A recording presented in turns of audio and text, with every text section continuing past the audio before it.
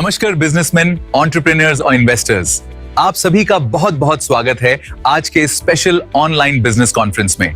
आज का हमारा वेबिनार स्पेशली डेडिकेटेड है Haryana progressive MSME and export promotion policy 2026 पर।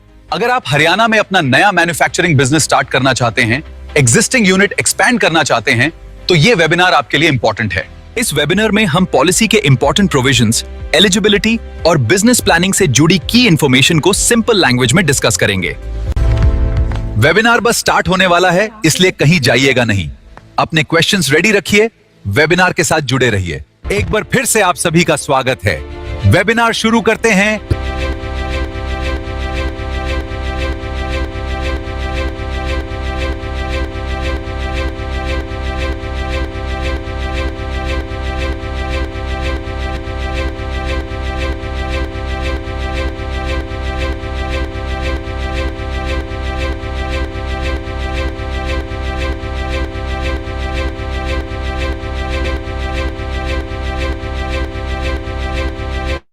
Good morning, everyone. A very warm welcome to all of you.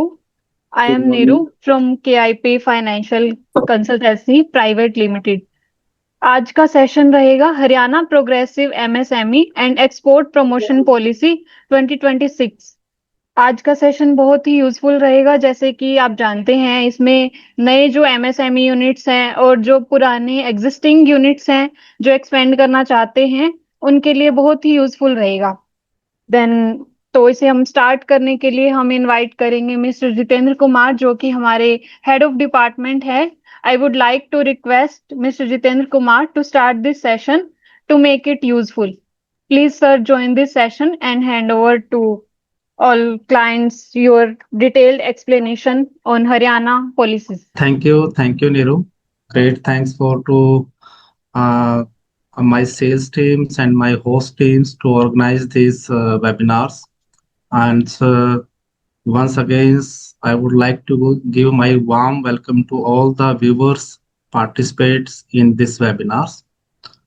आज हम इस वेबिनार के माध्यम से जो हरियाणा गवर्नमेंट्स की नई एमएसएमई स्पेसिफिक पॉलिसीज है, इसके बारे में आपके साथ डिटेल शेयर करेंगे। चाहे आप हरियाणा स्टेट से बिलोंग कर रहे हैं या आउटसाइड हरियाणा से बिलोंग कर रहे हैं, और if you are planning any business activity in Haryana, then definitely this policy gives a big boost to the business persons. So let's start our webinar's topics. Today we are going to discuss Haryana Progressive MSME and Export Promotion Policies 2026. जैसा आप सभी को पता है कि Haryana government ने अभी इस नई पॉलिसीज को इम्प्लीमेंट किया है। जस्ट 29 जुलाई 2026 को ये इम्प्लीमेंट हुई है, जिसका एमएसएमई सेक्टर्स में काफी समय से इंतजार था। आपकी बार काफी अच्छे नए प्रोविजंस इस पॉलिसीज में आए हैं। हरियाणा स्टेट को स्पेसिफिकली अगर हम फोकस करें इस पॉलिसीज के माध्यम से, तो बहुत अच्छे प्रोविजंस जो ऐसे इनेबलर्स हैं जो बिजनेस पर्संस को काफी एंगल से सपोर्ट करेंगे। जैसा कि इसके नाम से ही क्लैरिटी है कि ये प्रोग्रेसिव एमएसएमई पॉलिसीज है, यानी ऐसे एमएसएमई जो प्रोग्रेसिव फॉर्म पे अपना परफॉर्मेंस देते हैं, उनको उनके परफॉर्मेंस बेस्ड इंसेंटिव्स काफी इसमें लाइन अप किए गए हैं। वेबिनार के एंड में हम आपके साथ 1-to-1 डिस्कशंस भी रखेंगे, ताकि और अच्छा फ्रूटफुल डिस्कशंस हमारा हो। वेबिनार के कंप्लीट रिकॉर्डिंग्स भी हम आपको देंगे। इसके साथ साथ जितने भी ज्वाइनर्स हमारे साथ जुड़े हैं, आप सभी के लिए एज ए बोनस हमने इस पॉलिसी स्पेसिफिक कुछ की एक्सट्रैक्ट तैयार किए हैं, जो आप हमारी वेबसाइट KIP4business.com पर जाके डाउनलोड कर पाएंगे after the ending of this session. उसका हम आपको लिंक भी शेयर करेंगे, ताकि आप इस पॉलिसीज को अच्छे से समझ पाएं और इसके जो प्रोविजंस हैं उनको अपने बिजनेस स्पेसिफिक नीड्स के अकॉर्डिंगली इम्प्लीमेंट कर पाए।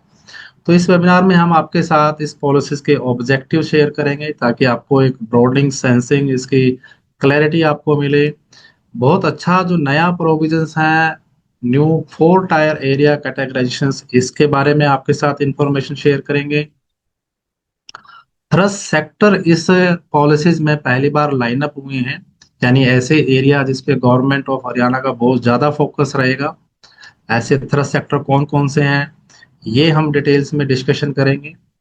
इसके साथ साथ एमएसएमई की जो डेफिनेशंस हैं, क्योंकि इसका बहुत बड़ा रोल आपके क्वांटम ऑफ बेनिफिट पर आता है, आप कौन सी कैटेगरी में फॉल आउट करते हैं वो भी हम अच्छे से एक डिफाइन करेंगे आपके साथ। इसके बाद कौन कौन से सब्सिडी बेनिफिट आपको मिल सकते हैं, जिनको हम फिस्कल इंसेंटिव्स भी बोलते हैं, वो हम डिटेल्स में आपके साथ यहाँ पे शेयर करेंगे। एक्सपोर्ट स्पेसिफिक इंसेंटिव्स भी इस पॉलिसीज में लाइनअप हैं, वो भी आपके साथ शेयर करेंगे। लोकल एम्प्लॉयमेंट जनरेशन जो है कि बहुत बड़ा इसका अच्छा इम्पैक्ट एम्प्लॉयमेंट जनरेशन पे रहने वाला है, तो वो भी हम आपके साथ इसमें शेयर करेंगे। और आखिरी में ओवरऑल कैपिंग ऑफ इंसेंटिव्स, ये हम अच्छे से समझेंगे। तो बड़ा एक हमने ट्राई किया है कि आपको उस पॉलिसीज के की जो प्रोविजंस हैं वो आपके साथ हम यहाँ शेयर करें। यहाँ एक इम्पोर्टेंट पैरामीटर ये भी है कि ये जो पॉलिसीज अभी इम्प्लीमेंट हुई है, ये 29 जुलाई 2026 को नोटिफाइड हुई है। अगले 5 सालों के लिए ये इफेक्टिव रहेगी। और जो प्रीवियस हमारी पॉलिसी हरियाणा एमएसएमई पॉलिसी 2019 और HEEP 2020, उसको ये सुपरसीड करेगी। यानी अब जो प्रोविजंस हैं एमएसएमई सेक्टर्स पर इस पॉलिसीज के लगेंगे। तो चलिए स्टार्ट करते हैं इस पॉलिसी स्पेसिफिक्स। जो सबसे पहला और बड़ा इसका जो ऑब्जेक्टिव है वो ये है कि हरियाणा में 55,000 करोड़ का इन्वेस्टमेंट टारगेट करना अगले 5 सालों। देखिए यहाँ बहुत अच्छा एक गवर्नमेंट के द्वारा बूस्टअप लाइनअप किया गया है। बहुत ऐसी सेक्टर स्पेसिफिक पॉलिसीज, जैसे फार्मा सेक्टर की, लार्ज एंटरप्राइजेस के लिए make in Haryana policies, food processing sector के लिए सेपरेट पॉलिसीज, जो ग्लोबल कैपेबिलिटी सेंटर्स हैं ताकि बाहर की एमएनसीज कंपनीज भी हरियाणा में आए और अपने R&D सेटअप करें, तो जीसीसी पॉलिसीज भी इम्प्लीमेंट हुई है। इलेक्ट्रॉनिक वेस्ट के लिए भी सेपरेट पॉलिसी एक फ्रेम की गई है, रिसाइकलिंग वगैरह के लिए, इलेक्ट्रॉनिक वेस्ट के लिए। तो सेक्टर स्पेसिफिक भी फोकस है, और जो ओवरऑल जनरल्स एमएसएमईज हैं उनके लिए भी फोकस है। तो एक बड़ा टारगेट अगले 5 सालों में, ताकि हरियाणा में जो इंडस्ट्रियल डेवलपमेंट है वो अच्छे से लाइनअप हो, 5 लाख नए जॉब जनरेट्स हो, ताकि एम्प्लॉयमेंट जनरेशन लाइनअप हो, और हरियाणा का जो एक्सपोर्ट्स है वो 2 गुना हो जाए। ऐसा एक ऑब्जेक्टिव लेके इस पॉलिसीज में काफी अच्छे प्रोविजंस एमएसएमई सेक्टर्स के लिए लाइनअप हैं। और जो सबसे अच्छा और इम्पोर्टेंट, जो अवेटेड एक अमेंडमेंट्स रिक्वायर्ड था इस पॉलिसीज में, वो ये आया है कि अभी हरियाणा गवर्नमेंट ने न्यू 4 टायर एरिया कैटेगराइजेशंस इम्प्लीमेंटेड की है। पहले के यदि आप नए बिजनेसमैन हैं तो हो सकता है आपको शायद ना जानकारी हो इसके बारे में, लेकिन अगर आप एग्जिस्टिंग बिजनेसमैन हैं और आप पहले आप बिजनेस ऑलरेडी लाइन अप कर रहे हैं, तो पहले हरियाणा में ABCD की ऐसी क्लासिफिकेशंस होती थी। यानी पूरे हरियाणा को कैटेगराइज ब्लॉक डिवाइड किए हुए थे कि जिसमें ABCD ऐसे होते थे, और प्राइमरली A ब्लॉक में बेनिफिट नहीं मिल पाते थे। लेकिन अब जो ये है, ये जो पॉलिसीज इम्प्लीमेंट हुई है, इसमें पूरे हरियाणा को 4 जो है एरिया में इन्होंने फोकस किया हुआ है। यानी जो 4 एरिया है वो प्राइम, पहला जो है प्राइम और फोकस एरिया है, इसके बाद सब प्राइम एरिया है, इसके बाद इंटरमीडिएट एरिया है, और कोर एरियाज। यानी जो ABCD था उनको इन्होंने रिप्लेस कर दिया है, और ये 4 कैटेगराइजेशन यहाँ पे फ्रेम हो चुकी है। अब ये जो कैटेगराइजेशन है, इसका आपके सब्सिडी के ऊपर बहुत बड़ा इम्पैक्ट रहने वाला है। यानी यदि आप एक नया साइट सिलेक्शन कर रहे हैं तो आप इस क्लासिफिकेशन को जरूर फोकस कीजिएगा। तो ये जो 4 क्लासिफिकेशन है, जो पहला जो इन्होंने डिफाइन किया, कोर एरिया। जैसे मान लीजिए जो कोर एरिया होते हैं वो विद इन म्युनिसिपल लिमिट्स में आते हैं, और यदि आप म्युनिसिपल लिमिट के अंदर कोई इंडस्ट्रियल एक्टिविटी कर रहे हैं तो वो कोर एरिया में आएगी। इसके बाद की जो क्लासिफिकेशन है वो इंटरमीडिएट्स है। ये जो सीक्वेंस है मैं आपको इस तरीके से बता रहा हूँ कि सब्सिडी बेनिफिट अकॉर्डिंगली इसमें बढ़ते हैं। कोर एरिया में कम है, इंटरमीडिएट में फिर उससे थोड़ा ज्यादा है, सब प्राइम में उससे ज्यादा है, और प्राइम फोकस में उससे ज्यादा है। तो जो इंटरमीडिएट एरियाज हैं वो ऐसे एरिया हैं जो अलॉटेड इंडस्ट्रियल प्लॉट है HSIIDC के, इंडस्ट्रियल स्टेट्स के, आईएमटीज के, प्राइवेट इंडस्ट्रियल पार्क्स के या इंडस्ट्रियल कॉलोनीज के, या ऐसे एरिया जो म्युनिसिपल लिमिट और कंट्रोल एरिया लिमिट के बीच में आते हैं, तो ये इंटरमीडिएट एरिया आते हैं। इसके जो इससे अगली जो जोनिंग्स है वो सब प्राइम, यानी ऐसे जो वैकेंट और अनएलोकेटेड प्लॉट्स हैं एचएसआईडीज के, आईएमटीज के, प्राइवेट इंडस्ट्रियल पार्क के, इंडस्ट्रियल कॉलोनी के, तो इनको ये सब प्राइम एरिया में लेके आ रहे हैं। और इससे बाहर का जो जोन है वो प्राइम फोकस जोन रहेगा, इंडस्ट्रियल इन्वेस्टमेंट प्रमोशन जोन। तो ऐसे 4 कैटेगरी, प्राइम फोकस, सब प्राइम, इंटरमीडिएट और कोर।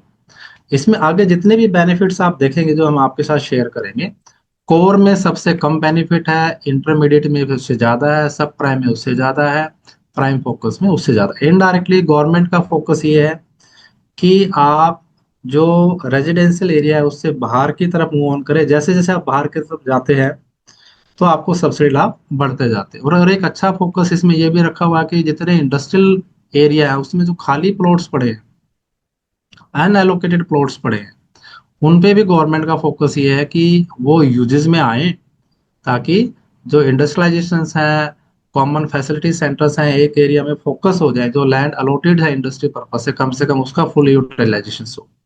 तो right now if you are going to plan any site selections और न्यू इनिशिएटिव, तो आपको ये पहले चेक करना है कि जो जमीन आप फाइनल करने वाले हैं वो कौन से कैटेगराइजेशंस में, कौन से 4 टायर एरिया कैटेगराइजेशंस में फॉल आउट होती है, क्योंकि इसी से आपका सब्सिडी बेनिफिट डिटरमाइंड्स होता है। जो इसमें इंपॉर्टेंट, जैसे मैंने आपको अभी भी पहले भी बताया कि पहले जो ABCD क्लासिफिकेशंस थी उसकी वजह से क्या था कि हरियाणा के 13 ऐसे ब्लॉक्स थे जो सब्सिडी लाभ नहीं ले पाते थे, और वो ऐसे हाईली इंडस्ट्रियल डेवलप्ड एरिया थे जिसमें कोई उनको मेजर सब्सिडी लाभ नहीं मिल पाते थे, जैसे कि अंबाला, फरीदाबाद, बल्लभगढ़, तिगांव, गुड़गांव, बहादुरगढ़, पानीपत, बावल, राई, सोनीपत, गन्नौर, मुरथल, जगाधरी। अब आप देखिए ये इंडस्ट्रियल पॉइंट ऑफ व्यू से बहुत अच्छे एरिया है, क्योंकि यहाँ इंडस्ट्रियल डेवलपमेंट हैवी है। और जब भी कोई बिजनेसमैन बिजनेस की इनिशिएशंस करता है तो फर्स्ट उसकी जो प्रायोरिटीज होती है that is commercial viability of their business. तो उसका फोकस ये रहता था कि मैं इन्हीं एरिया में बिजनेस करूं, क्योंकि यहाँ उनको काफी एड ऑन मिलते थे, लेकिन यहाँ सब्सिडी लाभ नहीं मिल पाते थे। ये पिछली पॉलिसीज का एक बड़ा ड्रॉबैक था। लेकिन जो नई स्ट्रेटेजिक रिकैटेगराइजेशन की गई है, तो अब इन एरिया में भी यदि कोई मैन्युफैक्चरिंग, इंडस्ट्रियल हब या कोई भी ऐसी एक्टिविटी लाइनअप होती है बिजनेस से रिलेटेड, तो अब यहाँ बिजनेस एंटरप्रेन्योर्स सब्सिडी लाभ ले पाएंगे। इससे बहुत बड़ा जो ये एरिया है बिजनेस कम्युनिटीज के लिए ओपन हुआ है, क्योंकि पहले इन एरिया में आने पे उनको कोई सब्सिडी लाभ मिल नहीं पाते थे। तो नई पॉलिसीज का ये बहुत इंपॉर्टेंट अपडेट्स हैं। और इसके साथ साथ इसमें एग्जिस्टिंग मैन्युफैक्चरर्स भी यदि कोई एक्सपेंशंस करते हैं तो लाभ ले सकते हैं, यानी इनडायरेक्टली इन एरिया में यदि आपका कोई यूनिट्स है और अब आप कोई एक्सपेंशन करना चाहते हैं तो you are eligible for some subsidy benefits also. नए यूनिट के लिए तो है ही।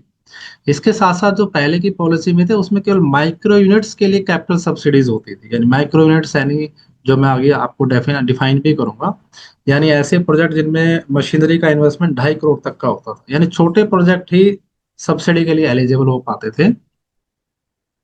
But now from this policies, अब इस पॉलिसीज में वो चाहे माइक्रो यूनिट्स हैं, चाहे स्मॉल यूनिट है, चाहे मीडियम यूनिट्स, सबके लिए बेनिफिट्स के प्रोविजंस हैं, सबके लिए स्कीम है इसमें लाइनअप की। तो ये बहुत अच्छा एक बिजनेस एक्सपेंशन में या जो बड़े स्तर के बिजनेस है उनको एक मोटिवेशन मिलता है कि पॉलिसीज के कुछ प्रोविजंस, फिस्कल इंसेंटिव्स उनके ऊपर एलिजिबल होंगे, जिससे वो अपने बिजनेस में इनका लाभ उठा पाए। जैसा कि मैंने बताया ये जो पॉलिसीज का जो इम्पोर्टेंट एक कैटेगराइजेशंस का अमेंडमेंट आया है, इससे इम्पैक्ट पड़ेगा। इसके साथ साथ इस पॉलिसीज में थ्रस्ट सेक्टर डिटरमाइंड्स में, यानी ऐसे सेक्टर्स जिनको हाई प्रायोरिटीज दी जा रही है गवर्नमेंट ऑफ हरियाणा द्वारा for the purpose of fiscal incentives. तो ये जो सेक्टर है, ये पहला है ऑटो कंपोनेंट्स का और इलेक्ट्रिक व्हीकल्स का। दूसरा है एरोस्पेस और डिफेंस से रिलेटेड कोई अगर मैन्युफैक्चरिंग यूनिट्स हैं। तीसरा है इंजीनियरिंग एंड मेटल्स, यानी जनरल इंजीनियरिंग हैं, मेटल प्रोडक्ट्स हैं, स्टील फैब्रिकेशंस हैं। इलेक्ट्रॉनिक्स यानी इलेक्ट्रिकल्स, इलेक्ट्रॉनिक्स, साइंटिफिक इंस्ट्रूमेंट्स जो आते हैं। फार्मास्यूटिकल सेक्टर और मेडिकल डिवाइस मैन्युफैक्चरिंग सेक्टर्स भी अब तरह सेक्टर्स में कवर हैं। रिन्यूएबल एनर्जी बहुत बड़ा इंपॉर्टेंट्स है, सोलर मैन्युफैक्चरिंग है, बायो एनर्जी के प्रोजेक्ट्स हैं, सर्कुलर इकोनॉमी जो है जिसमें पूरा रीयूजेस होता है। और यहाँ एक इम्पोर्टेंट यानी बायो एनर्जी यानी जो बायोमास ब्रिकेट्स, पैलेट, सीबीजी के प्रोजेक्ट्स हैं, अब वो थ्रस्ट सेक्टर्स में आ गए हैं। इससे बहुत बड़े स्केल पर जो बायोमास सेक्टर्स अभी काफी बूमिंग स्टेज पे है, क्योंकि जो एग्रीकल्चर रेजिड्यूज का वेस्ट मैनेजमेंट है और उसको एज ए एनर्जी सोर्स में मिनिस्ट्री ऑफ पावर द्वारा मैंडेट यूजेस भी है। तो ऐसे सेक्टर को एक ओवरऑल बूस्टअप मिलेगा इस पॉलिसीज के माध्यम से। Textile and apparels also cover under the thrust sectors, rubber and plastics including toy and sport goods, footwear and leather products और एग्री फूड प्रोसेसिंग पॉलिसीज। तो ये जो एरिया है ये थ्रस्ट सेक्टर्स में है। यानी अगर आप इन एरिया में कोई बिजनेस प्लानिंग कर रहे हैं तो you will be treated as a thrust sectors MSM units और अकॉर्डिंगली आपको बेनिफिट्स प्लान होते हैं। तो जो मैं अभी आपको बता रहा था कि जैसे एरिया क्लासिफिकेशन और थ्रस्ट सेक्टर क्लासिफिकेशन के बाद जो इम्पोर्टेंट पार्ट है जो आपको अंडरस्टैंड करना है वो है आपकी यूनिट की डेफिनेशंस। क्योंकि एमएसएमई यानी माइक्रो स्मॉल और मीडियम एंटरप्राइजेस, अब जो डेफिनेशन है वो ये है कि यदि आपकी यूनिट में प्लांट एंड मशीनरी का इन्वेस्टमेंट 2.5 करोड़ तक का है या टर्नओवर आपकी 10 करोड़ तक की है तो आपकी यूनिट माइक्रो यूनिट्स है। और यदि इन्वेस्टमेंट आपका 25 करोड़ तक का है या टर्नओवर आपका 100 करोड़ तक का है, 100 करोड़ से कम का है, तो आप स्मॉल एंटरप्राइज है। और यदि इन्वेस्टमेंट आपका 125 करोड़ तक का है प्लांट एंड मशीनरी में या उससे कम है और आपका टर्नओवर 500 करोड़ या उससे कम है तो you will be treated as a medium units. इससे ऊपर का अगर आपका तो वो लार्ज यूनिट्स बनती है। और लार्ज यूनिट्स के लिए, लार्ज एंटरप्राइज के लिए सेपरेट पॉलिसी हरियाणा गवर्नमेंट की है, मेक इन हरियाणा पॉलिसीज।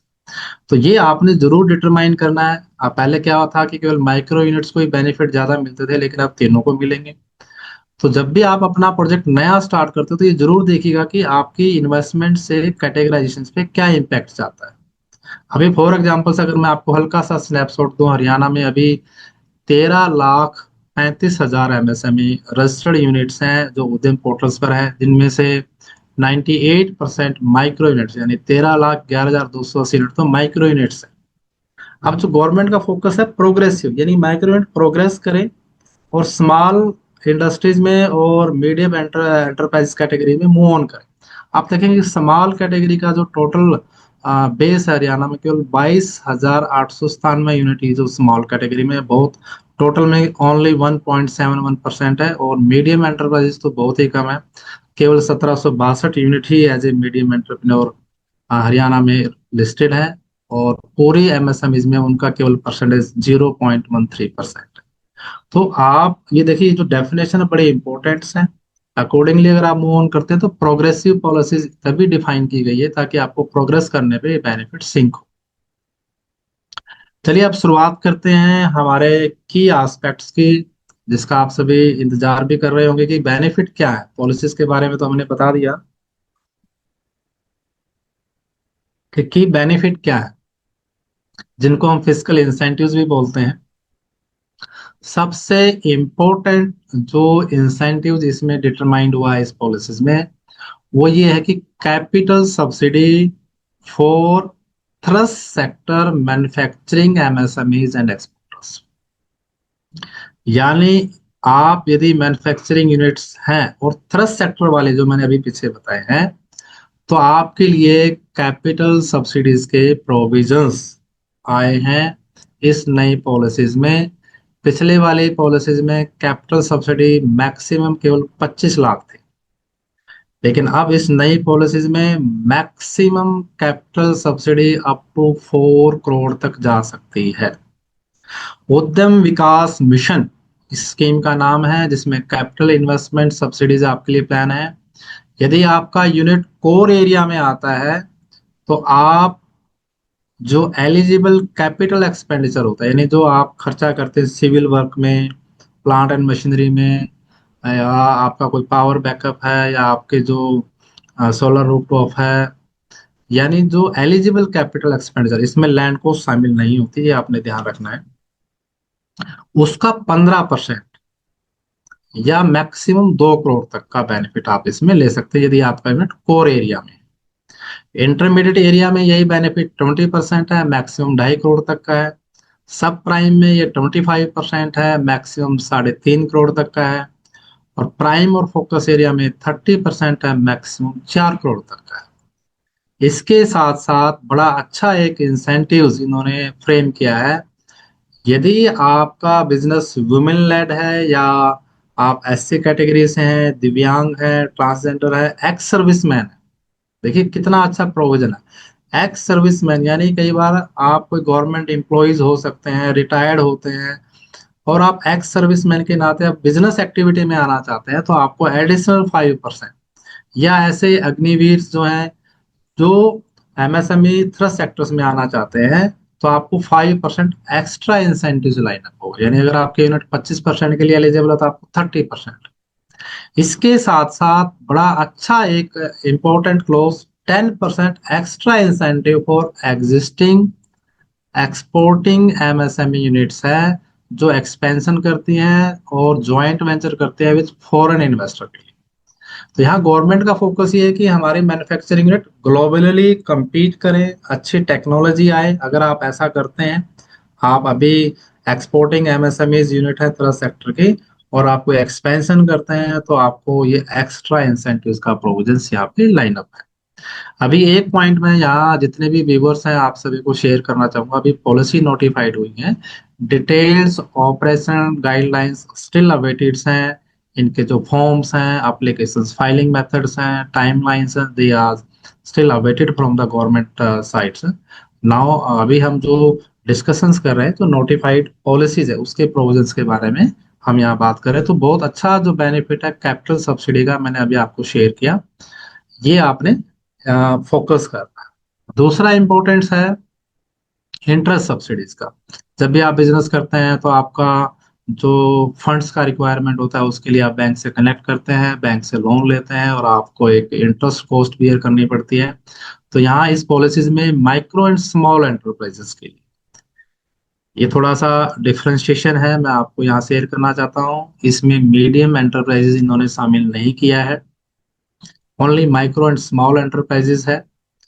यदि आप बैंक से लोन लेते हैं, टर्म लोन लेते हैं कोर एरिया में तो 5% है, मैक्सिमम 20 लाख एक साल तक, यानी एक साल में आप 20 लाख तक का ब्याज सब्सिडी का लाभ ले सकते 5%। इंटरमीडिएट में ये 6% है और मैक्सिमम 20 लाख का ही बेनिफिट है। और सब प्राइम और प्राइम एरिया में 7% है, मैक्सिमम 25 लाख तक का बेनिफिट आप यहाँ पे एक साल में ले सकते हैं। और अच्छी बात यह है कि ये जो बेनिफिट अगले 3 साल तक आप ले सकते हो जब आप कमेंसमेंट स्टार्ट कर देते हैं। यानी इनडायरेक्टली मैक्सिमम आप 75 लाख रुपए तक की ब्याज सब्सिडी का लाभ यहाँ पे ले सकते हैं। और एक्स्ट्रा इंसेंटिव है 1% का जो रिजर्व कैटेगरीज हैं, वुमेन, एससी, दिव्यांग, ट्रांस सर्विसमैन के लिए, अग्निवीर के लिए।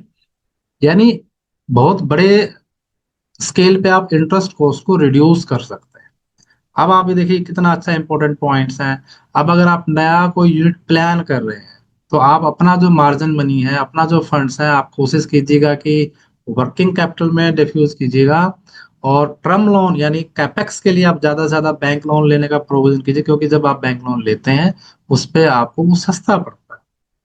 यदि आप बैंकिंग सेक्टर में भी जुड़े हुए हैं, हमारा कोई भी वर्ग यदि बैंकिंग सेक्टर से जुड़ा हुआ है, बैंकिंग सेक्टर में आप फाइनेंसिंग करते हैं, तो ये आपके लिए भी बड़ा अच्छा इंपॉर्टेंट पार्ट्स होता है। क्योंकि जब भी आप किसी बिजनेस एंटरप्रेन्योर्स को, यूनिट्स को फंडिंग देते हैं तो इंटरेस्ट रेट का एक बड़ा हाई नेगोशिएशंस पॉइंट्स होते हैं। तो आप अपने क्लाइंट्स को शेयर कर सकते हैं कि अगर आप हरियाणा का ये प्रोजेक्ट है तो आपको ये इंटरेस्ट सब्सिडी के लाभ भी मिल जाएंगे, इससे इंटरेस्ट कॉस्ट रिड्यूस होती है। तीसरा जो इम्पोर्टेंट बेनिफिट है वो है SGST रिम्बर्समेंट और MSE, यानी माइक्रो एंड स्मॉल एंटरप्राइजेस के लिए ही है ये, मीडियम एंटरप्राइजेस के लिए इसमें प्रोविजंस नहीं लिखा है इन्होंने। और यदि आप हरियाणा गवर्नमेंट को GST पे करते हैं, यानी नेट SGST पे करते हैं, तो वो आपको हरियाणा गवर्नमेंट यहाँ रिम्बर्स करती है। और इसके अंदर भी इन्होंने दो जो है मॉडलिंग की है। पहला जो केस है वो है हाई B2C सेल्स, यानी business to consumer sales. Businessman mostly जानते हैं कि हम या तो B2B सेल करते हैं या B2C सेल करते हैं। तो यहाँ पे हरियाणा की लोकल सेल्स को ज्यादा प्रमोट किया गया है इस पॉलिसीज के माध्यम से। यानी जो लोकल फॉर वोकल का एक गवर्नमेंट का मिशन है, तो मैन्युफैक्चरिंग यूनिट्स यदि आप है, आपकी यदि लोकल सेल ज्यादा होती है तो आपको ज्यादा SC/ST का रिम्बर्समेंट मिलता है, लाभ मिलता है। यानी जो टोटल आपकी इंट्रा स्टेट सेल है, यानी जो हरियाणा की सेल है, टोटल हरियाणा की, आउटसाइड हरियाणा की नहीं, हरियाणा की जो टोटल एनुअल सेल है, उसमें यदि आपकी B2C यानी बिजनेस टू कंज्यूमर सेल्स 50% या उससे ज्यादा है, तो आपको कोर एरिया में 30% का रिम्बर्समेंट है, इंटरमीडिएट एरिया में 50% का है, सब प्राइम में 60% का है, प्राइम फोकस में 70% तक का रिम्बर्समेंट है, और ये कंटिन्यू अगले 7 साल तक आपको बेनिफिट है। तो देखिए, यदि आप हरियाणा गवर्नमेंट को B2C सेल्स पर नेट SGST पे करते हैं after adjusting inputs available with you, तो उसका ऑलमोस्ट 70% तक आपको रिम्बर्स हो जाता है। इससे आपके कैश फ्लो पे बड़ा अच्छा इम्पैक्ट पड़ता है। यदि आपकी सेल 50% से कम है, यानी B2C सेल जो अगर आपकी टोटल इंट्रा स्टेट सेल्स में से इसका जो प्रोपोर्शन है वो 50% से कम है, तो बेनिफिट तो अवेलेबल है आपको अगले 7 सालों तक, लेकिन जो रेशियो है वो 10% से इन्होंने रिड्यूस कर दी। जैसे कोर में 30 थी, वो 20 होगी, इंटरमीडिएट एरिया में 50 से 40 मिलेगा आपको, और सब प्राइम में अगर 60% था पहले, वो अब आपको, अगर आपकी सेल्स कम है तो 50%, प्राइम फोकस एरिया में 60%। तो ये ऐसी इंडस्ट्रीज, जैसे प्राइमरली मैं बताऊं आपको कि फूड प्रोसेसिंग सेक्टर्स है, जिसमें इनपुट टैक्स फ्री होता है, आउटपुट टैक्सेबल होता है, मिल्क प्रोसेसिंग इंडस्ट्रीज है, बायोमास सेक्टर्स है, यानी ऐसे इंडस्ट्रीज जहाँ पे इनपुट टैक्स फ्री आइटम्स होती है, तो उनके लिए बहुत अच्छी स्कीम होती है। तो यदि आप इस टाइप का कोई भी milk processing, biomass, food processing में अगर काम या प्लानिंग करें, तो इस स्कीम का लाभ आप अच्छे से उठा सकते हैं। अगले जो इम्पोर्टेंट बेनिफिट है, स्टाम्प ड्यूटी रिफंड्स। ये भी बहुत अच्छा है, ये MSMEs के लिए है, यानी माइक्रो, स्मॉल और मीडियम तीनों के लिए है। आप अपने बिजनेस के लिए कोई भी लैंड बाइंग करते हैं या लीज पे लेते हैं, और उसके ऊपर आपने स्टाम्प ड्यूटी पे किया, और बाइंग के बाद विद इन 5 ईयर्स अगर आपने उसके ऊपर बिजनेस कमेंस कर दिया, तो आपने जो स्टाम्प ड्यूटी पे किया है उसका आपको रिफंड हो जाएगा। कोर एरिया में है तो 30% है, इंटरमीडिएट में 60% है, सब प्राइम में 75 है, प्राइम फोकस में 100% तक का स्टाम्प ड्यूटी रिफंड। जैसे मैंने बताया कि एरिया क्लासिफिकेशन का आपके सब्सिडी पे बहुत अच्छा असर रहने वाला है इस पॉलिसीज में। तो स्टाम्प ड्यूटी की कॉस्ट भी, जैसे बहुत कई बार आप कॉस्टली लैंड बाइंग करते हैं, वहाँ स्टाम्प ड्यूटी आपको पे करना पड़ता है, तो वो उसका एक रिफंड का प्रोविजन इस पॉलिसीज में है। अगला जो बेनिफिट है, इसको हमने टेक्नोलॉजी, क्वालिटी और ग्रीन इंसेंटिव्स का टाइटल दिया है। बहुत अच्छे इसमें बेनिफिट सिंक हैं। जैसे मैंने पहले भी बताया था कि कुछ बेनिफिट वन टाइम्स होते हैं, कुछ आपकी प्रोग्रेसिव बेनिफिट्स होते हैं, यानी कुछ आप अच्छा नया एनहांसमेंट करते हैं, कुछ नई चीजें इन्वेंट करते हैं, नया लाइनअप करते हैं, नई टेक्नोलॉजी लाइनअप करते हैं। तो बीइंग ए प्रोग्रेसिव MSMEs, ये बेनिफिट्स आपको फ्लैट रेट पे मिलते हैं, यानी रेट इसमें फ्लैट रहता है, कॉमन रहता है, चाहे आप किसी भी एरिया से बिलोंग करते हो, चाहे वो कोर एरिया में, सब प्राइम में, इंटरमीडिएट में, फ्लैट रेट बेनिफिट जिसको हम बोल सकते हैं। जैसे पहला बहुत अच्छा इन्होंने नया एक बेनिफिट्स अलाइन किया है, MSME ऑटोमेशन। ये माइक्रो एंड स्मॉल एंटरप्राइजेस के लिए है।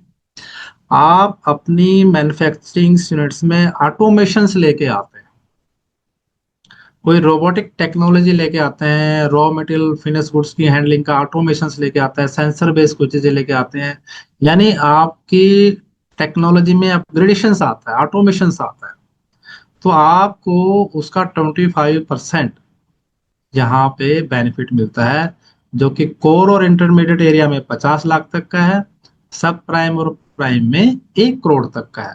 और खास बात यह है, ये एक बार आपको इस पॉलिसी की ड्यूरेशन में एक बार मिल सकता है, यानी पॉलिसी 5 साल तक इम्प्लीमेंटेड है। 5 साल के अंदर अंदर यदि आप अपनी यूनिट्स में कोई ऑटोमेशन से संबंधित एक्सपेंडिचर करते हैं, जितना आप उस पर खर्चा करेंगे उसका 25% आपको सब्सिडी मिलेगा, जो कि मैक्सिमम 1 करोड़ तक की जा सकती है। बहुत अच्छा बेनिफिट है। ऑटोमेशंस, कई बार आज की जो एडवांस टेक्नोलॉजी है, बड़ी बड़ी आजकल जो एआई बेस्ड भी टेक्नोलॉजी आ रही है, वो भी मैं आगे आपको शेयर करूंगा। तो ये कंपल्सन भी है हमारे मैन्युफैक्चरर्स के लिए, और कई बार ऐसी टेक्नोलॉजी के अभाव में वो compete नहीं कर पाते। यहाँ गवर्नमेंट का फोकस ये है कि वो आपको यहाँ बूस्टअप कर रही है कि आप अपने यूनिट्स में ऑटोमेशन से लेके आइए। हम आपको असिस्ट कर रहे हैं थ्रू एमएसएमई ऑटोमेशन स्कीम के द्वारा। दूसरा बहुत अच्छा एक इम्पैक्ट इस पॉलिसीज में ऐड ऑन है R&D सेंटर्स के लिए। ये माइक्रो, स्मॉल और मीडियम्स तीनों के लिए अवेलेबल्स हैं। यानी कोई आप research and development based activities कर रहे हैं, चाहे एग्जिस्टिंग यूनिट्स में कर रहे हैं, चाहे आप उसको किसी दूसरी जगह पे कर रहे हैं, तो आपने जो R&D सेंटर्स फ्रेम किया, उसका जो टोटल कॉस्ट है उसका 50% तक का आपको यहाँ पर बेनिफिट है, जो कि मैक्सिमम अप टू 5 करोड़ है। देखिए, ये फार्मा सेक्टर्स के लिए या कुछ ऐसी इंडस्ट्रीज में जहाँ रिसर्च एंड डेवलपमेंट पे बड़ा हैवी इन्वेस्टमेंट करना पड़ता है, तो ये स्कीम आपको काफी ज्यादा बेनिफिशियल रहेगी। और अच्छी बात ये है कि माइक्रो, स्मॉल और मीडियम तीनों कैटेगरीज इसमें कवर है। आप अगर कोई भी R&D सेंटर्स लाइन अप करते हैं, तो उसके ऊपर आप ये प्लान कर सकते हैं। तीसरा है क्वालिटी सर्टिफिकेशन, यानी जब भी आप कोई प्रोडक्ट मैन्युफैक्चरिंग करते हो तो काफी क्वालिटीज सर्टिफिकेशंस आपको लेने पड़ते हैं। उस पर 50% फ्लैट आपको बेनिफिट्स हैं। 10 लाख रुपए एक साल में आप मैक्सिमम लाभ ले सकते हैं, और ये 3 साल तक आप ले सकते हैं। यानी आपको इस पॉलिसी ड्यूरेशन में 3 बार आप 3 साल तक क्वालिटी सर्टिफिकेशन अगर कराते हैं ईयर ऑन ईयर बेसिस, एक साल में मैक्सिमम 10 लाख तक का बेनिफिट इसमें अलाइन। तो ये भी बहुत एक इम्पोर्टेंट आज के रिक्वायरमेंट्स रहती हैं कि आपकी प्रोडक्ट्स क्वालिटी सर्टिफाइड हों। ऐसे ही एमएसएमई सेक्टर के लिए जो सोलर रूफटॉप की स्कीम, पहले ये टेक्सटाइल में ही अप्लीकेबल थी हरियाणा गवर्नमेंट में, या ऐसी इंडस्ट्री जो 1 मेगावाट प्लस का इंस्टॉलेशन करती तो उनको बेनिफिट होता था। लेकिन अब यहाँ पे जो जितने भी इंडस्ट्रीज हरियाणा में है, यदि आप सोलर रूफटॉप सेटअप करते हैं, नेट मीटरिंग कॉन्सेप्ट अडॉप्ट करते हैं, तो 30% तक आप कैपिटल सब्सिडी ले सकते हैं, जो कि कोर और इंटरमीडिएट एरिया में 25 लाख तक मैक्सिमम है, और सब प्राइम और प्राइम में 35 लाख तक। इससे आप जो बिजली की कॉस्ट आपको ज्यादा आती थी, आप सोचते थे कि सोलर रूफटॉप लगाएं कि ना लगाएं, तो अब आपको यहाँ पे ये कैपिटल इन्वेस्टमेंट बेस्ड इंसेंटिव्स है, एमएसएमई सेक्टर के लिए है। ये भी एक बहुत अच्छा इनिशिएटिव यहाँ पे लाइन अप है। पहले केवल टेक्सटाइल सेक्टर में ये ओपन था, अब पूरी इंडस्ट्रीज में ये ओपन हो गया। ये जो एआई अडॉप्शंस है एमएससीज में, यानी माइक्रो स्मॉल एंटरप्राइजेस, यदि आप कोई भी एआई बेस्ड अडॉप्शंस करते, चाहे वो सॉल्यूशन है एआई बेस का, चाहे एआई बेस्ड कोई लैब है, तो आपको 33% फ्लैट रेट से यहाँ बेनिफिट मिलने वाला है। यदि आप एआई बेस्ड कोई सॉल्यूशन है तो 10 लाख रुपए तक का, और लैब है तो 15 लाख रुपए तक का बेनिफिट आप ले सकते हैं मैक्सिमम। और ये पॉलिसी ड्यूरेशन में केवल एक बार मिलेगा आपको। तो ये भी देखिएगा कि आजकल जो एआई का काफी इम्पैक्ट बिजनेस सेक्टर्स में आ रहा है। यदि आप एआई एडॉप्शंस लेना चाहते हैं तो आप ये बेनिफिट ले सकते हैं। इसके साथ साथ जो एफिलिएंट ट्रीटमेंट प्लांट है या जीरो लिक्विड डिस्चार्ज यूनिट्स हैं, एमएसएमईज के लिए लाइनअप है। आप ईटीपी अगर कोई प्लांट सेटअप करते हैं तो 25% फ्लैट रेट से बेनिफिट ले सकते हैं। ये मैक्सिमम 1 करोड़ का है, और ये केवल सब प्राइम और प्राइम एरिया में ही अप्लीकेबल्स है। कोर और इंटरमीडिएट एरिया में ईटीपी का बेनिफिट यहाँ लाइनअप नहीं है। इसको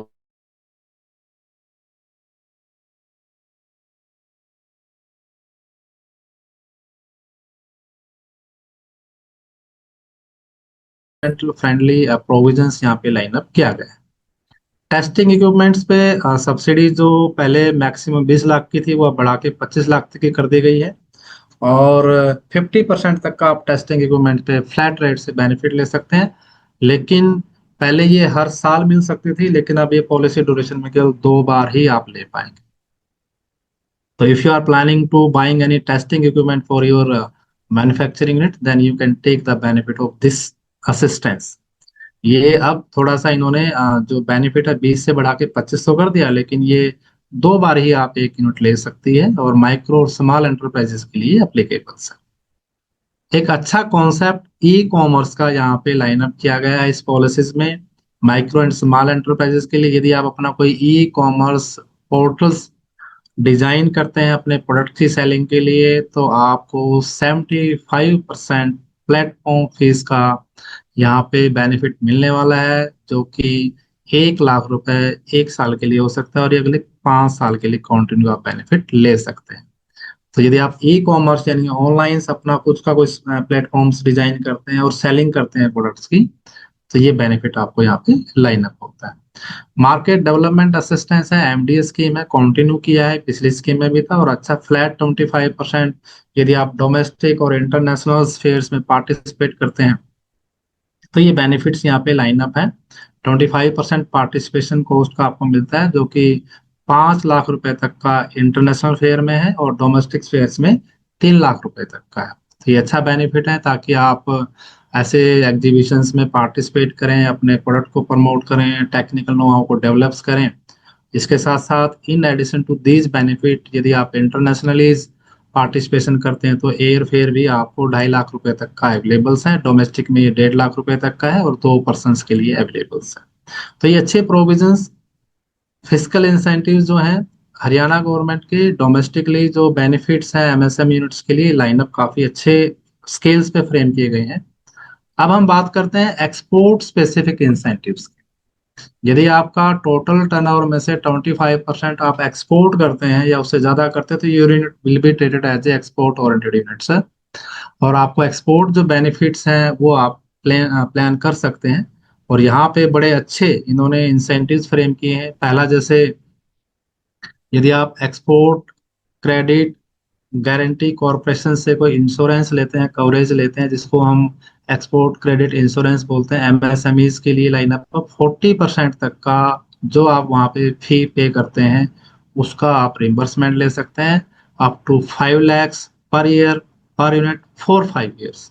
तो बहुत अच्छा एक्सपोर्ट्स क्रेडिट इंश्योरेंस जो लेते हैं उनके लिए उनका जो इंश्योरेंस कॉस्ट है वो सस्ता पड़ेगा। ऐसे ही अगर आप कोई एक्सपोर्ट क्रेडिट लेते हैं प्री और पोस्ट शिपमेंट के लिए, जब आपका माल जाता है तो आप उसके लिए क्रेडिट्स लेते हैं बैंकों से, तो वहाँ पे इंटरेस्ट सबवेंशन एडिशनल है आपको 3% का, जो कि मैक्सिमम 10 लाख रुपए पर यूनिट पर ईयर तक का हो सकता है, और अगले 3 सालों तक आप लाभ ले सकते हैं। तो बहुत अच्छा बेनिफिट है। हाँ, मैं एक बार फिर सभी व्यूअर्स को ये बताना चाहूंगा कि ये सारी जो एक्सट्रैक्ट्स हैं हम आपके लिए तैयार किया हुआ है हमने आपके लिए, तो आप नोटिंग की चिंता ना करें। आपको पूरा वेबिनार का रिकॉर्डिंग सेशंस भी मिलेगा, आपको इसके पूरे एक्सट्रैक्ट भी मिलेंगे, ताकि जब भी आप बिजनेस की प्लानिंग कर रहे होंगे, एक्सपेंशन या नए बिजनेस की प्लानिंग की, तो उसमें आपको इजीनेस बनी रहे। तीसरा बेनिफिट ये पिछली पॉलिसी में भी था, और इस पॉलिसी में भी इन्होंने लाइन अप किया हुआ है, यानी जो फ्रेट सब्सिडीज हैं, जो फ्री ऑन बोर्ड वैल्यूज है उसका 1% या एक्चुअल फ्रेट जो है विच एवरेज लेस, और जो मैक्सिमम कोर एरिया में 10 लाख तक का है, इंटरमीडिएट सब प्राइम में 15 लाख तक का है, और प्राइम और फोकस एरिया में 30 लाख रुपए तक का ही जा सकता है पर यूनिट पर ईयर का। तो ये अच्छा बेनिफिट है। इसके साथ साथ फर्स्ट टाइम एक्सपोर्टर जो है एमएसएमई सेक्टर्स में, फर्स्ट टाइम यानी मुख्यमंत्री प्रथम निर्यातक प्रोत्साहन योजना इसमें लाइन अप हुई है।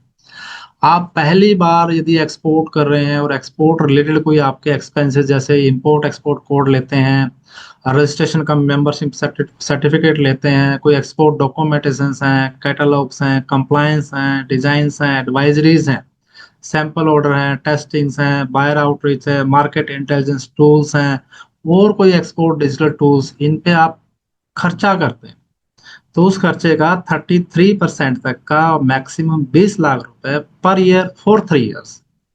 यानी अगर आप एक्सपोर्ट करना चाहते हैं तो भी आपको बीइंग प्रथम निर्यातक प्रोत्साहन योजना के तहत आपको बेनिफिट यहाँ पे प्लान, बहुत अच्छी चीज। बहुत बिजनेसमैन इस प्रॉब्लम को फेस करते थे कि ये पेपर वर्क सारा है तो उस पर काफी उनकी कॉस्टिंग लगती है, तो ये यहाँ पे उनको बूस्टअप किया गया है। यदि आप क्वालिटी सर्टिफिकेशन लेते हैं, कोई international quality certification, 60% benefit, maximum 20 lakh per year और 2 साल। तो ये एक्सपोर्ट क्वालिटी सर्टिफिकेशन है। ये भी कई बार आप जब बाहर कोई एक्सपोर्ट करते हैं तो आपको रिक्वायरमेंट्स आती हैं। इसके साथ साथ ई कॉमर्स अगर आप करते हैं, e commerce platform, 75% platform fees का आपको रिफंड हो जाएगा। 2 लाख रुपए पर ईयर पर एक्सपोर्टर और 5 साल। 5 ईयर तक। तो देखिए बहुत अच्छे इंसेंटिव्स यहाँ पे फ्रेम किए गए हैं, एक्सपोर्ट स्पेसिफिक इंसेंटिव्स हैं। If you are a MSME export basis, तो ये बेनिफिट्स आप प्लान कर सकते हैं। और डोमेस्टिक अगर आप है तो मैंने जो पीछे जितने भी इंसेंटिव्स आपको शेयर किए उनकी आप प्लानिंग अच्छे से कर सकते हैं। अब हम बात करते हैं लोकल एम्प्लॉयमेंट जनरेशन सब्सिडीज की। तो इसका जो गवर्नमेंट इस पॉलिसीज का इसमें फोकस भी है, बहुत अच्छी स्कीम है। यदि आप अपनी यूनिट्स में लोकल हायरिंग करते हैं, यानी अ, हरियाणा के निवासी जिसके पास हरियाणा का परिवार पहचान पत्र है, अगर उसको आप अपने इंडस्ट्रीज में जॉब देते हैं, तो उस जॉब देने पर हरियाणा गवर्नमेंट एम्प्लॉयमेंट जनरेशन करने के लिए आपको बेनिफिट दे रही है बिजनेस पर्सन को। अब इसमें दो सिचुएशंस इन्होंने डिफाइन की हैं। आप ज़्यादा लोकल्स वर्कफोर्स डिप्लॉयड करें इसलिए ज़्यादा इसमें बेनिफिट, अगर कम करते हैं तो आपको कम बेनिफिट है। यदि आपकी जो टोटल मैन पावर है, टोटल वर्कफोर्स है, उसमें आपका जो लोकल वर्कफोर्स है वो 15% से कम है। मान लीजिए आपकी फैक्ट्री में 100 लोगों को आपने रोजगार दिया हुआ, 100 में से केवल 14 लोग ही हरियाणा के हैं, तो आप इस केस में फॉल आउट होंगे। ऐसी सिचुएशंस में अगर जनरल कैटेगरी का कोई कैंडिडेट्स है तो उसको कोई सब्सिडी लाभ नहीं मिलेगा। केवल वुमेन, एससी, दिव्यांग, अग्निवीर, एक्स सर्विसमैन को यदि आपने डिप्यूट किया है तो उसको यहाँ पे सब्सिडीज का प्रोविजन है। उसकी जो एवरेज ग्रोस मंथली सैलरी होगी उसका आपको 120% का सब्सिडीज मिलेगा। यानी किसी कर्मचारी को अगर आप 20,000 रुपये महीना दे रहे हैं तो उसका 120% यानी 24,000 रुपये का इंसेंटिव आपको मिलेगा। और ये एनुअली मिलेगा आपको 10 सालों तक। और मैक्सिमम इसमें कैप है कि 1 लाख रुपए पर एम्प्लॉय से ज्यादा नहीं हो सकता। ये आप यहाँ मैक्सिमम कैप इन्होंने डिफाइन की है। यानी आप अपने यहाँ पे जो लोकल्स वर्कफोर्स को डिप्यूट करते हैं, यदि उसका रेशो 15% से कम है तो ये बेनिफिट केवल रिजर्व कैटेगरीज के लिए है। यानी ऐसे पर्सन्स को एम्प्लॉयमेंट आप देते हैं। और ये जनरल कैटेगरी पर्सन पे एप्लीकेबल, यहाँ कोई बेनिफिट नहीं है। लेकिन केस 2 की सिचुएशंस अलग हो जाएगी। यदि आपका लोकल वर्कफोर्स 15% से ज्यादा का है तो अब यहाँ दोनों के लिए बेनिफिट हो जाएगा। General category Haryana local employees अगर आप हायर करते हैं तो उस पर भी आपको बेनिफिट मिलेगा, और रिजर्व कैटेगरी के लिए तो था ही। अब यहाँ पे जो बेनिफिट आपको दिया जाएगा, यदि आप जनरल कैटेगरीज के पर्सन को हायर करते हैं और टोटल वर्कफोर्स आपकी 15% से ज्यादा है लोकल वर्कफोर्स, तो जो सब्सिडी मिलेगी आपको बिजनेस पर्सन को, तो वो उसकी कैलकुलेशन होगी 100% प्लस जितना रेशो आपके टोटल एम्प्लॉयमेंट में से हरियाणा के लोगों का है उसका, उसमें से 15% माइनस होगा, फिर उसका 20% ये इसमें जुड़ेगा। इस तरीके से कैलकुलेशन होगी। फॉर एग्जाम्पल्स हम थोड़ा सा इजी लैंग्वेज में इसको समझाना चाहें, यदि आपके लोकल एम्प्लॉय वर्कफोर्स 50%, तो सब्सिडी कैसे कैलकुलेट होगी? 100% प्लस जो 50% का आपका प्रोपोर्शन है, टोटल 50 में से आप 15% माइनस हो जाएगा तो 35% बचा। 35 का 20% यानी 7%, यानी 107% हो गया आपका। यानी अगर आप हरियाणा के लोगों को रोजगार देते हैं, 15% से ज्यादा लोकल फोर्स है, अगर वो एम्प्लॉय जनरल कैटेगरी का है तो आप जो उसको एवरेज ग्रोस मंथली सैलरी देते हैं उसका 107% तक का सब्सिडी बेनिफिट आप ले सकते हैं। ये भी एनुअली ही है और 10 साल तक मिलेगा, और 1 लाख इसमें मैक्सिमम सीलिंग है।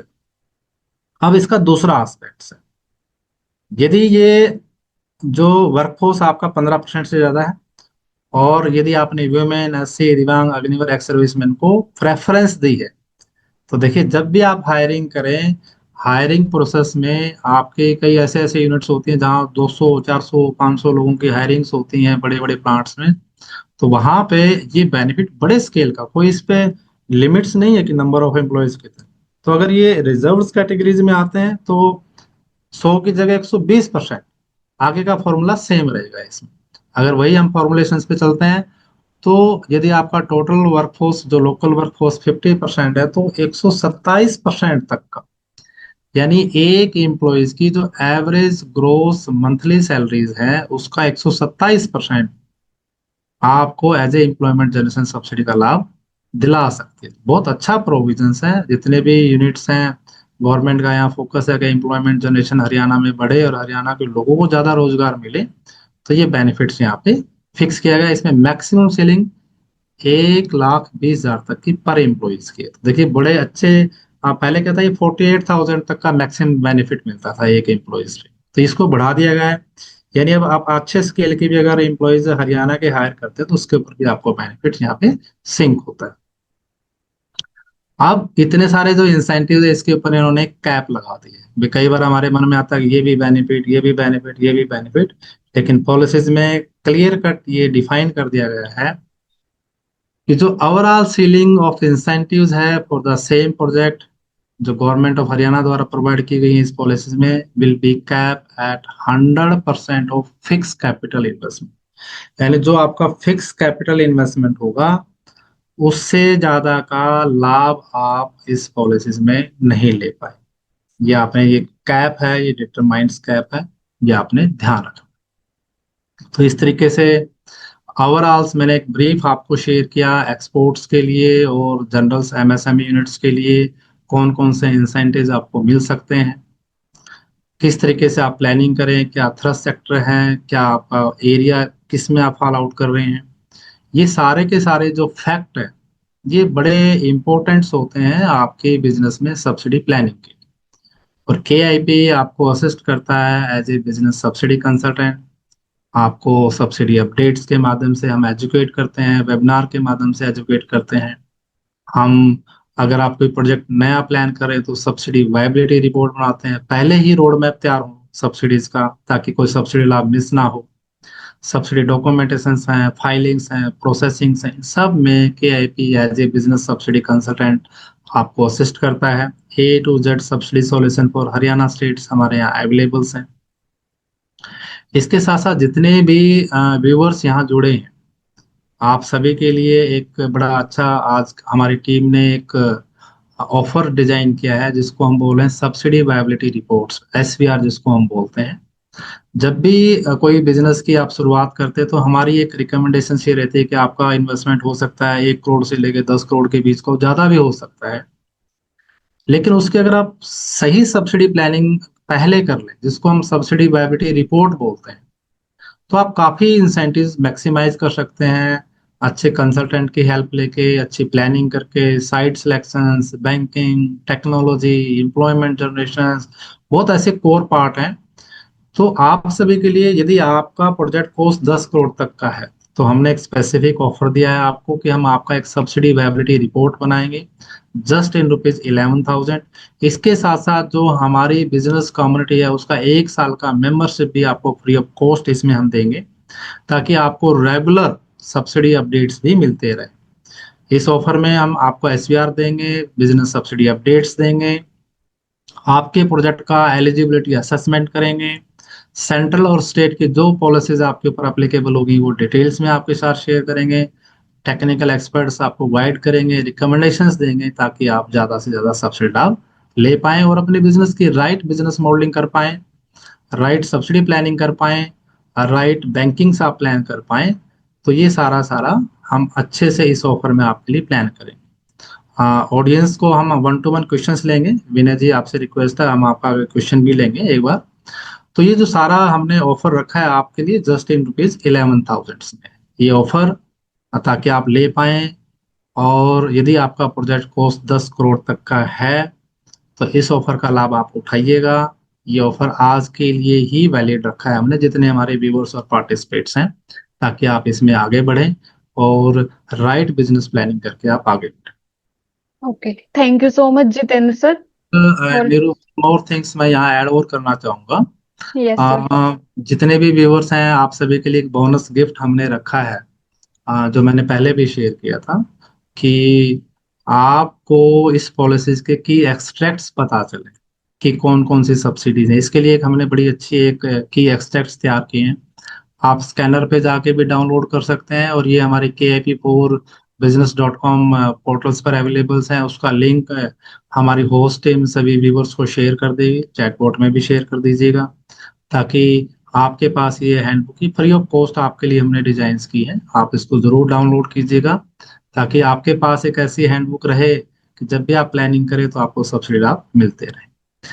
तो नाउ जो है मैं मूव ऑन करना चाहूंगा नीरू की तरफ। नीरू और होस्ट टीम से भी मेरी रिक्वेस्ट है कि आप सभी जितने भी व्यूअर्स हैं बड़े पेशेंसली आप सभी ने ध्यान से सुना, इसके लिए great thanks to all of you. Now we are moving our question and answer sessions, ताकि हम सब वन बाय वन डिस्कशन कर पाए। मेरा सभी व्यूअर्स से भी रिक्वेस्ट है कि एक साथ ना भूलिएगा, वन बाय वन जैसे आपको होस्ट टीम अलाउ करती है तो हम वन टू वन डिस्कशन करेंगे। यदि आप ऑफिस में विजिट करना चाहते हैं तो केआईपी का ऑफिस हिसार हरियाणा में है। आपको स्क्रीन पे एड्रेस भी दिखाई दे रहा होगा, आप फिजिकल विजिट्स के लिए भी प्लान कर सकते हैं। Now I moving to Neeru. Neeru आप please one by one questions लीजिएगा। होस्ट टीम से रिक्वेस्ट है कि वन बाय वन ही वो परमिट करें ताकि कम्युनिकेशन साफ और सही सुन पाए। Thanks to all. Okay, sir. Thank you so much for sharing very useful information on Haryana MSME policies with all of us. And thanks to all participants for listening our webinar very carefully. Now we will start our question and answer session. आप one by one अपने आप को unmute करके जो भी आपके queries हैं Haryana MSME policies के रिगार्डिंग या और भी कोई क्वेरी है जो आप पूछना चाहते हैं, आप वन बाय वन सर से पूछ सकते हैं। तो अभी विनय कुमार जी हमारे साथ जुड़े हुए हैं जो फर्स्टली शायद हमसे क्वेश्चन पूछना चाह रहे हैं सर। तो जी विनय कुमार जी आप अपना माइक अनम्यूट करके जो भी आपकी क्वेरी है वो पूछ सकते हैं। Good morning sir and good morning to all participants. Sir मैं ये बिजनेस बायोकोल वाला बिहार में शुरू करना चाह रहा हूँ, बट बिहार में क्या पॉलिसीज है, क्या सब्सिडीज मिलेगी, उसकी जानकारी आपका कहीं साइट पे नहीं मिल पाता है हम लोगों को। तो इसके लिए आप कुछ सजेस्ट करेंगे? हाँ सर, मैं आपको जो बिहार स्टेट स्पेसिफिक्स हमने एक बायोमास सेक्टर्स पे पूरे इंडिया की एक गाइड बुक तैयार की है। मेरी होस्ट टीम से रिक्वेस्ट है जो सर को जो हमारे सभी स्टेट की जिसके अंदर बिहार स्टेट की पॉलिसीज के भी प्रोविजंस हैं, ये सर आपके साथ वो गाइड बुक शेयर कर देंगे। आप उसको देख लीजिएगा। उसमें स्टेट वाइज जो जो स्टेट एमएसएमई बेनिफिट्स हैं उनको हमने डिटेल्स में लिखा है। तो यदि आप बिहार स्टेट में अपना कोई बायोमास का प्रोजेक्ट प्लान कर रहे हैं तो आप स्टेट स्पेसिफिक बेनिफिट वहां से ट्रैक कर सकते हैं, और जो सेंट्रल बेनिफिट है वो तो आप ले सकते हैं सर। तो आपको गाइड बुक शेयर कर दी जाएगी sir. Okay sir, thank you very much. Thank you sir. Thank you sir. Next हमारे साथ ऐड हुए हैं अनिल भारद्वाज जी। जी जी जी भारद्वाज जी। सर आप अपना माइक अनम्यूट कर लीजिए। सर नमस्कार, thank you KIP for this opportunity. Am I audible? या सर आप आपका आवाज हमें सुनाई दे रहा है and thanks for your. Thank you sir. मेरे दो क्वेश्चन है। पहला तो ये है कि ये जो कैटेगराइजेशन लिस्ट है, मतलब कौन कौन से एरिया कहाँ कहाँ फॉल करते हैं। जैसे मैं बात करूंगा नुहू की, तो नुहू में जो ये कोर एरिया या अपना जो बाकी आपने तीन और बताए, prime core area, prime focus area, इस तरह के जो एरिया है, इसको कैसे पता लगेगा कौन से इंडस्ट्रियल जोन या कौन सा एरिया इसमें फॉल करता है? एक क्वेश्चन तो ये लिस्ट कैसे पता लगेगी?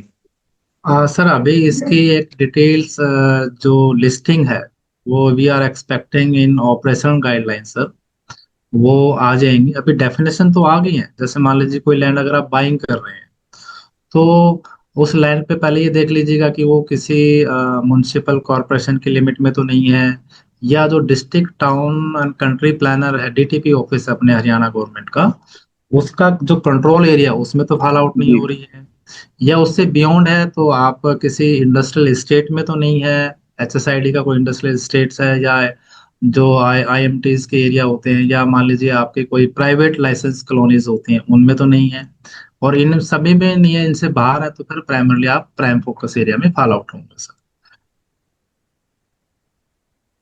Thank you. दूसरा क्वेश्चन सर मेरा ये है कि लाइक जैसे बहुत सारे बिजनेसेस हैं जो एमएसएमई के लिए बड़ा की रखते हैं, जैसे जिसमें कि हमें सीजनल के हिसाब से रॉ मटेरियल स्टोर करना पड़ता है। लाइक एग्री से संबंधित कोई बिजनेस हो गया, कैटल फील्ड की अगर मैं बात करूं, कैटल फील्ड में हमें क्या है, बहुत बड़ा स्टॉक करना पड़ता है। इंडस्ट्री मशीनरी कॉस्ट कम है लेकिन रॉ मटेरियल कॉस्ट बहुत ज्यादा है। तो उस केस में भी क्या हम कैसे ये बेनिफिट मैक्सिमाइज कर सकते हैं, या यानी कि रॉ मटेरियल के लिए भी क्या हमें कोई लोन, सब्सिडी या इस तरह का कोई बेनिफिट मिलता है क्या?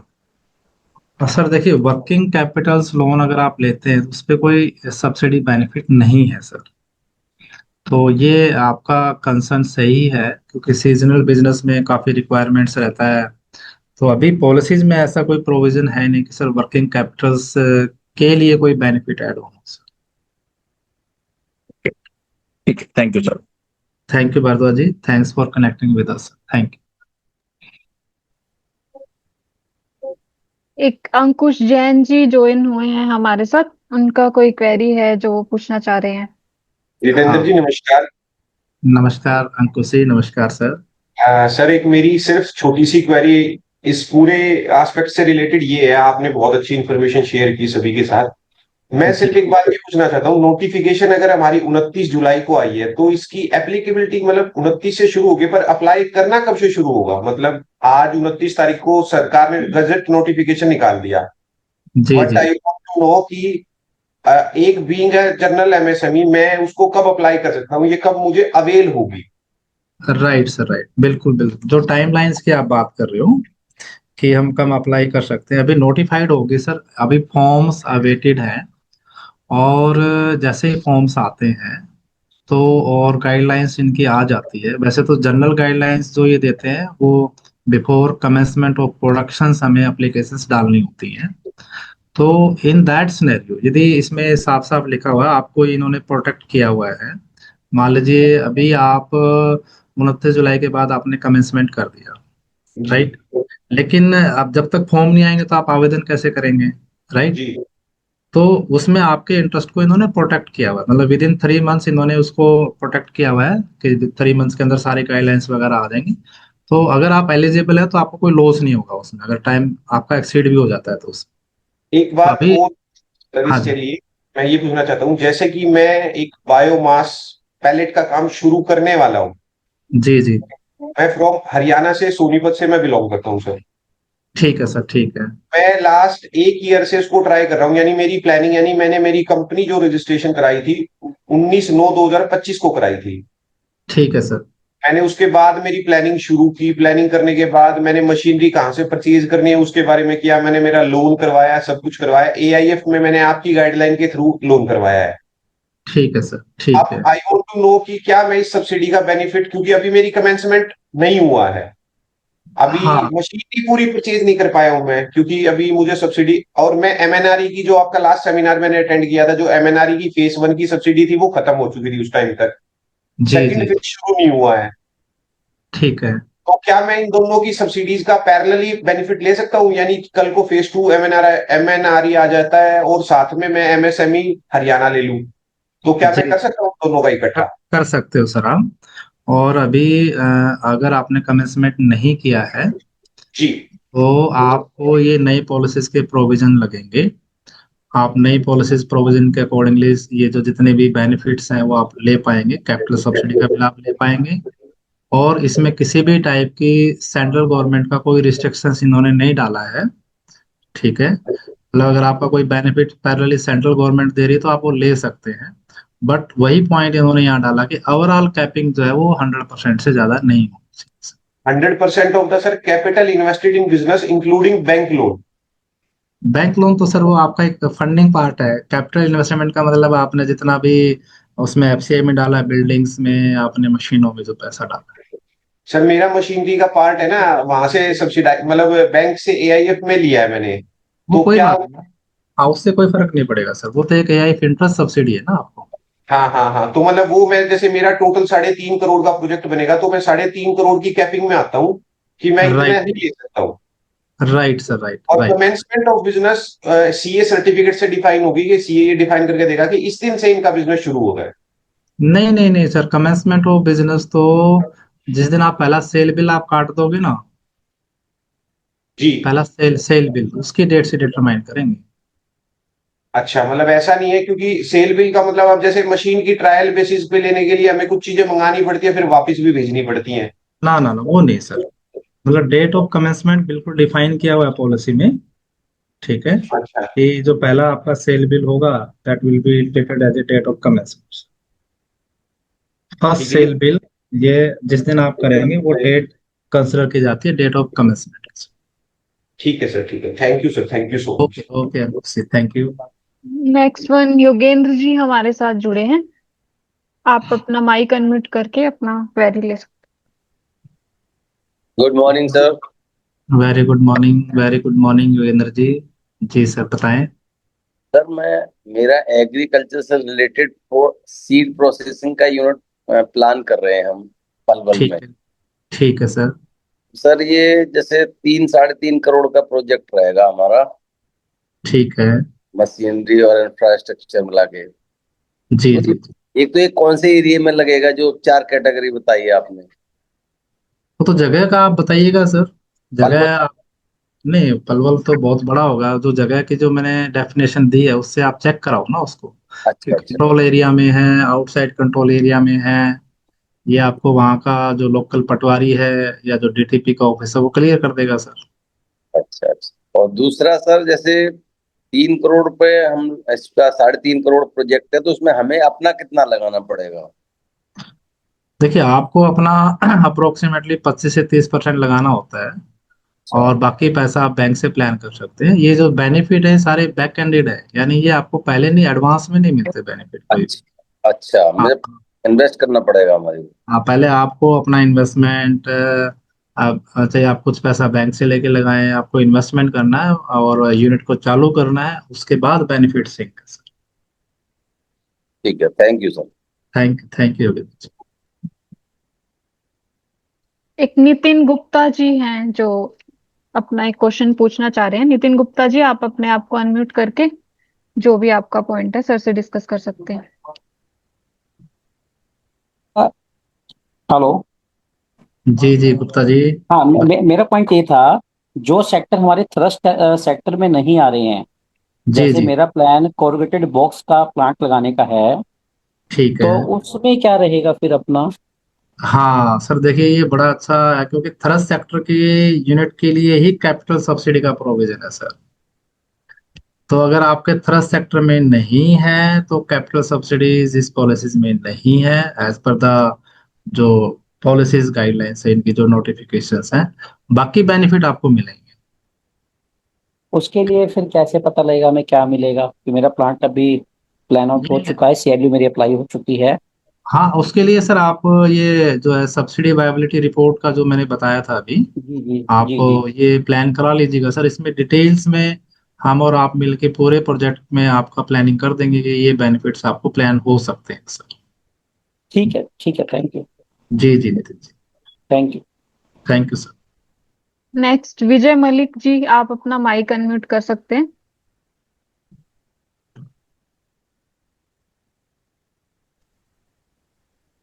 हेलो। जी मलिक जी नमस्कार। नमस्कार सर, ठीक हो सर? बहुत बढ़िया सर, बहुत बढ़िया, बताएं सर। सर ये गोवर्धन जो आई है स्कीम में, जी जी। इसका कैसे रहेगा सर? कितने जमीन रोड से थोड़ी सी अंदर भी चल जाओ, कितना खर्च आएगा जी? ये सीबीजी का प्रोजेक्ट है सर। हाँ जी हाँ जी हाँ जी। 15 करोड़ प्लस के प्रोजेक्ट इसमें मतलब लाइन अप हो रहे हैं सर। ठीक है सर। और ये केवल गोवर्धन वाली जो स्कीम है सीबीजी यानी कंप्रेस बायोगैस के लिए ही अप्लीकेबल है। तो अ, कम से कम 4 से 5 एकड़ का आपको कैंपस तो चाहिएगा सर, अगर 2 या 3 टन पर डे का भी अगर आप प्लान करते हैं।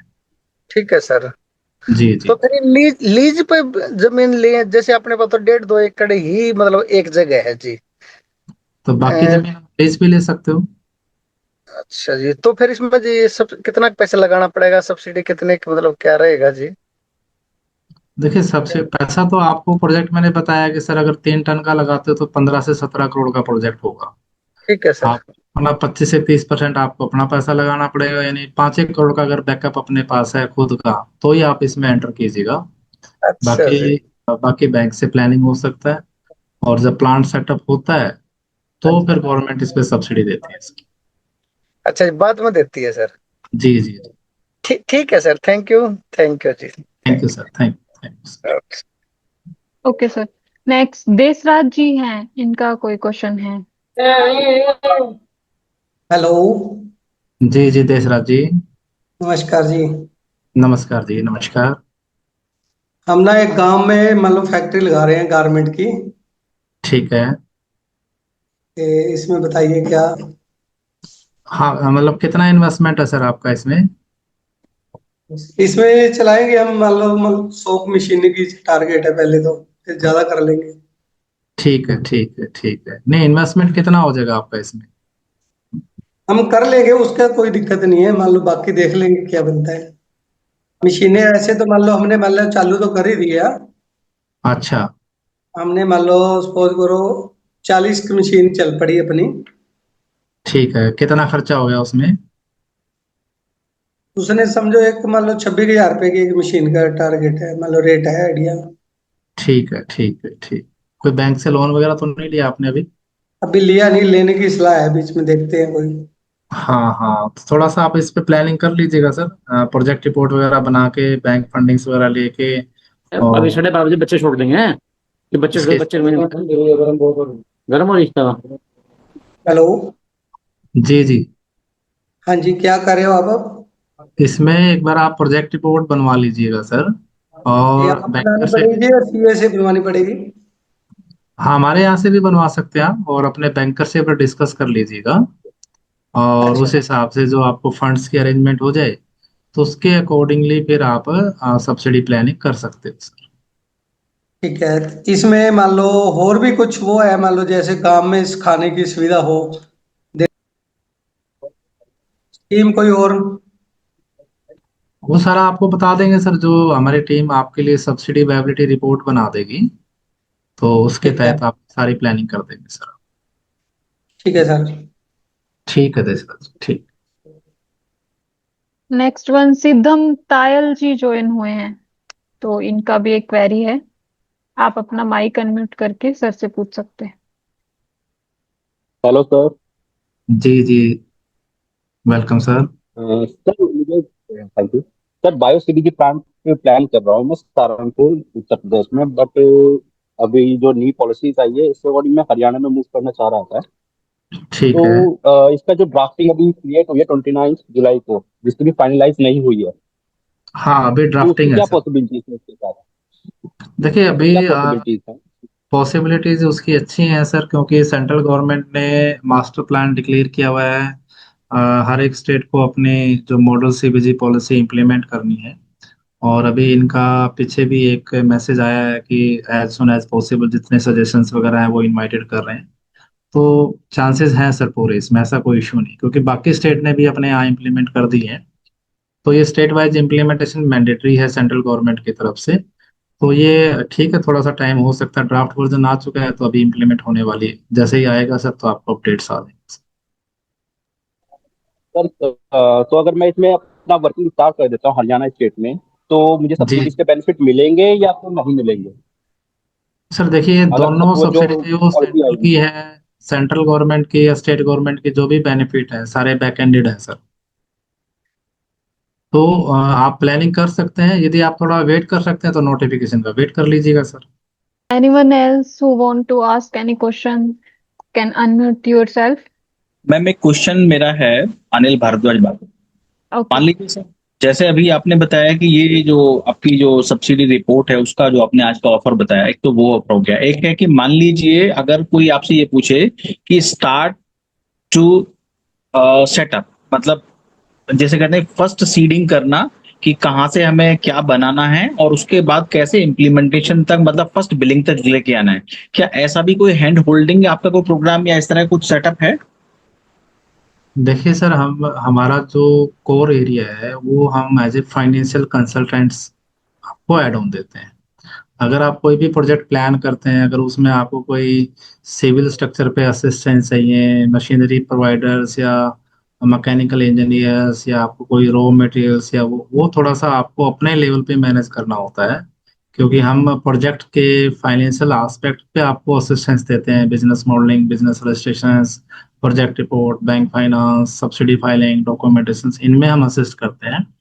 बाकी जितने भी थर्ड पार्टीज हैं उनमें हम आपको कोई रेफरल तो दे सकते हैं, लेकिन directly we can not assist to you sir in that prospective sir. Okay, thank you.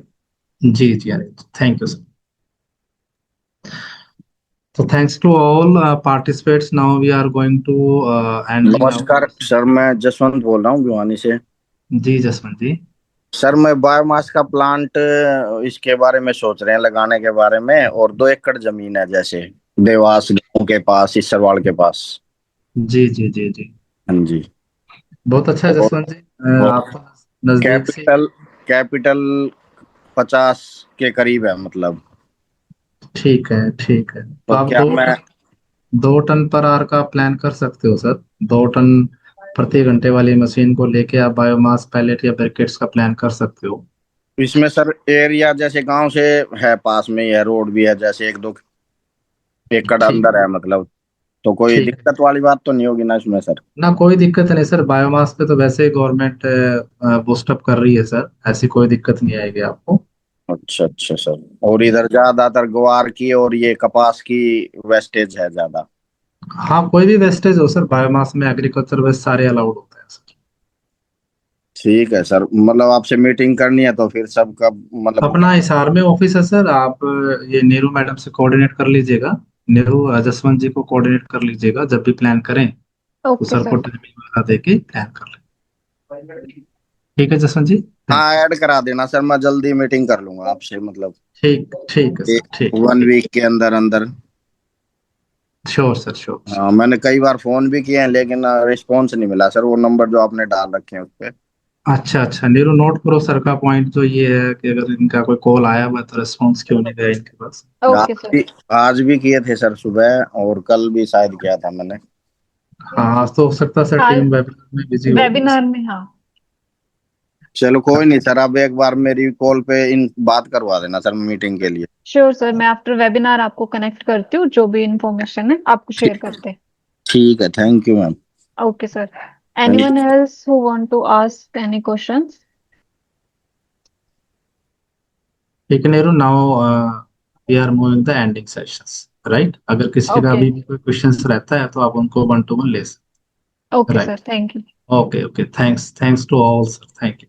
Okay, thank you once again all of you.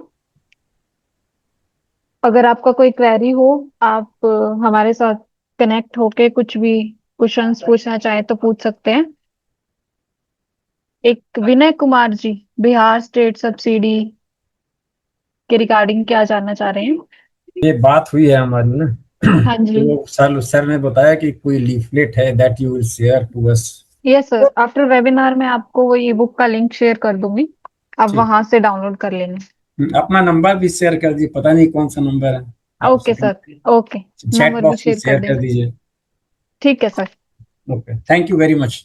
Neeru madam, जब ये नोटिफिकेशन आएगी एमएसएमई वाली तो अलग से बताया जाएगा, या कि फिर हमें कुछ ध्यान रखने वाली बात है कि मैं आपसे कॉल करके बात करूं या कुछ ऐसी बात हो? सर हमारी एक बिजनेस कम्युनिटी है, उसका लिंक हम शेयर कर देंगे आपको, वहां आप ज्वाइन कर सकते हो, उस पे आपको रेगुलरली अपडेट्स मिलते हैं। तो वो अच्छा, अभी ऑफर में भी है, वो ज्वाइन कर देंगे आपको, वहां आप ज्वाइन कर लेना। ठीक है मैडम, ठीक है। ओके।